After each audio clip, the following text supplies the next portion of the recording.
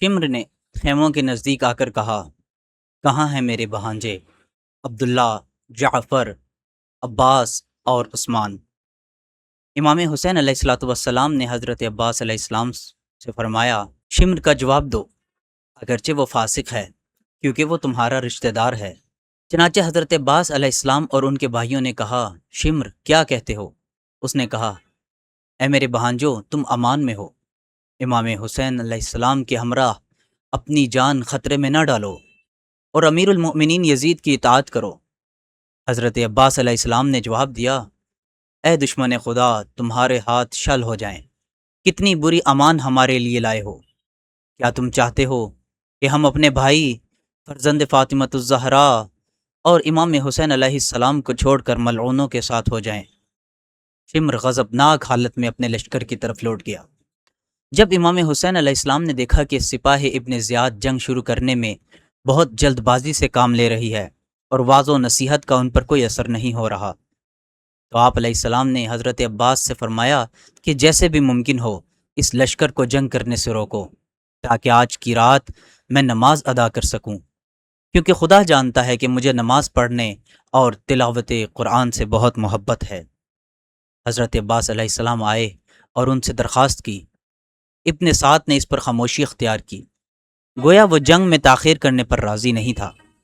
عمر ابن حجاج زبیدی نے کہا، خدا کی قسم، اگر یہ لوگ ترک و دیلم کے قبیلے سے بھی ہوتے تو ہم ان کی درخواست قبول کر لیتے، حالانکہ یہ آل محمد ہے۔ اس کے بعد انہوں نے درخواست قبول کر لی اور جنگ سے دستبردار ہو گئے۔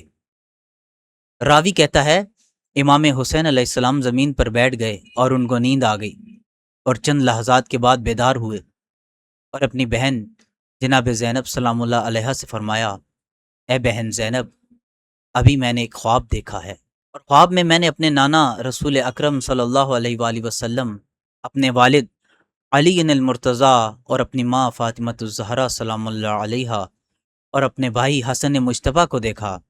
انہوں نے مجھ سے فرمایا، اے حسین، کل تم ہمارے پاس ہوگے۔ جناب زینب سلام اللہ علیہ نے یہ بات سنتے ہی اپنے منہ پر تماچے مارے اور بلند آواز سے گریہ کیا۔ امام حسین علیہ السلام نے فرمایا، آہستہ گریہ کرو، ایسا نہ ہو کہ دشمن ہمیں شرمندہ کریں۔ جب رات کی تاریکی چھا گئی تو امام حسین علیہ السلام نے اصحاب کو جمع کیا اور خطبہ ارشاد فرمایا، جس میں بعد از حمد و ثناء رب جلیل کے یوں فرمایا، میں کسی کے اصحاب کو اپنے اصحاب سے زیادہ نیک اور اپنے اہل بیت سے زیادہ اچھا کسی کے اہل بیت کو نہیں جانتا۔ خدا تم سب کو جزائے خیر عطا فرمائے۔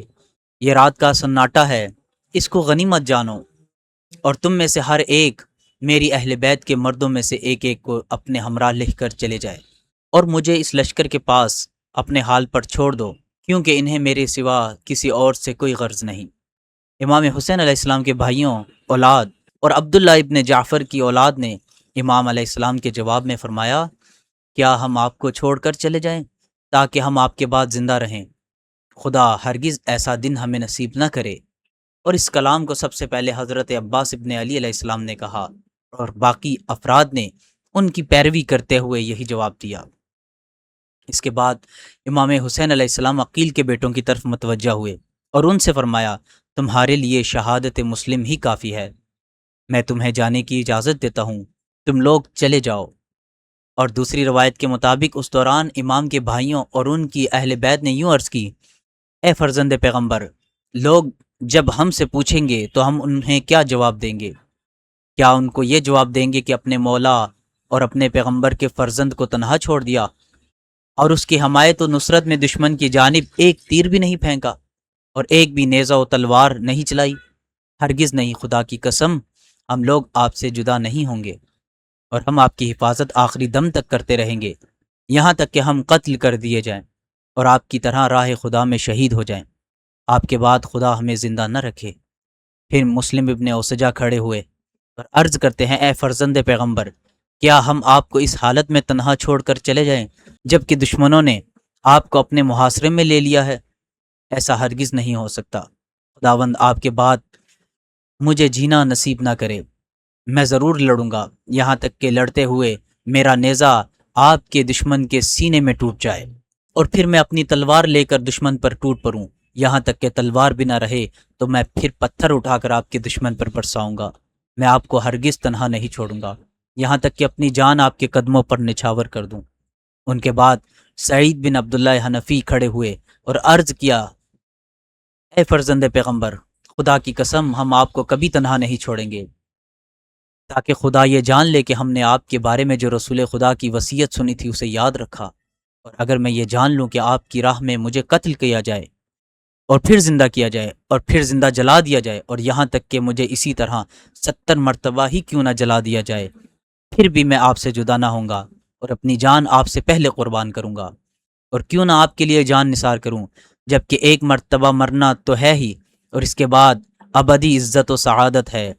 ان کے بعد زہیر ابن کین کھڑے ہوئے اور عرض کی، خدا کی قسم اے فرزند پیغمبر، میں اس بات کو پسند کرتا ہوں کہ میں 1000 مرتبہ قتل کیا جاؤں اور پھر زندہ کیا جاؤں۔ خداوند آپ کو، آپ کے بھائیوں اور آپ کے اہل بیت کو زندہ رکھے۔ پھر ان کے بعد امام حسین علیہ السلام کے باقی اصحاب نے بھی اسی طرح کی حمایت کا اظہار کیا، اور انہوں نے عرض کی، ہماری جانیں آپ پر قربان، ہم ہر صورت میں آپ کی حفاظت کریں گے، کیونکہ اگر ہم قتل بھی ہو جائیں تو گویا ہم نے اس تکلیف کو ادا کیا جس کو خدا نے ہم پر واجب کیا تھا۔ اسی شب عاشور محمد بن حضری کو خبر ملی کہ اس کے بیٹے کو شہر رے میں گرفتار کر لیا گیا ہے، تو اس نے کہا، میں اس معاملے کو خدا کے سپرد کرتا ہوں، مجھے اپنی جان کی قسم، مجھے یہ گوارا نہیں ہے کہ میرا بیٹا اسیر ہو جائے اور میں اس کے بعد زندہ رہوں۔ جب اس کی یہ بات امام حسین علیہ السلام نے سنی تو فرمایا، خدا تیری مغفرت کرے، میں نے تجھ سے اپنی بیعت اٹھا لی ہے اور تو اپنے بیٹے کی رہائی کے لیے چلا جا۔ تو اس نے عرض کی، اگر میں آپ سے جدا ہو جاؤں تو مجھے جنگل کے درندے زندہ پھاڑ کھائیں گے۔ امام نے فرمایا، اچھا یہ پوشاک برد یمانی اپنے بیٹے کو دو تاکہ وہ اپنے بھائی کی رہائی کے لیے اس سے استفادہ حاصل کر سکے۔ بس حضرت نے اسے 5 پوشاک برد یمانی عطا کی کہ جس کی قیمت 1000 دینار تھی۔ راوی کہتا ہے کہ اسی رات امام حسین علیہ السلام اور ان کے اصحاب نے یوں گزاری کہ ان کے مناجات کی صدائیں سنی جا رہی تھی۔ کچھ اصحاب حالت رکوع میں، کچھ حالت سجود میں اور کچھ حالت قیام میں عبادت الہی میں مشغول تھے۔ چنانچہ اسی رات 32 آدمی ابن سعد کے لشکر سے جدا ہو کر امام حسین کے لشکر سے آ ملے۔ امام حسین کی کثرت نماز اور عبادت ہمیشہ اسی طرح تھی۔